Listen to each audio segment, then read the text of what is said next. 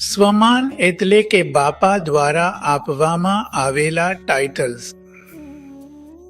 તો પહેલા તો આપણે ટાઇટલ્સ યાદ કરવા છે, પછી એ નશામાં રહેવું છે કે આ ટાઇટલ, આ સ્વમાન આપણને કોને આપ્યું છે.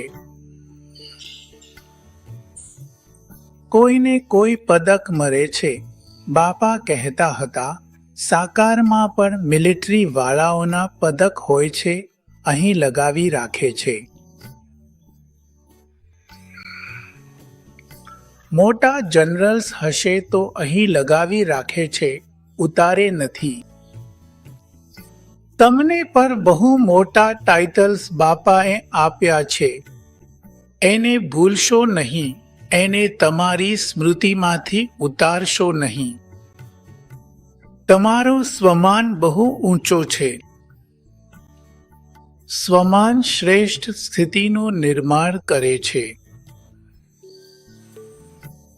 જેને પણ પોતાની સ્થિતિ મહાન બનાવવી છે, તેઓ સ્વમાનના અભ્યાસ પર ધ્યાન આપે.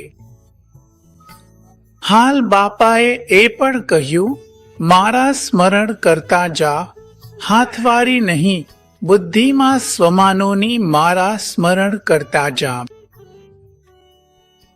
પણ ગુપ્ત વાત એ છે કે શ્રેષ્ઠ સ્વમાનને સ્વીકારીને એને પોતાનું સ્વરૂપ બનાવી લેવું.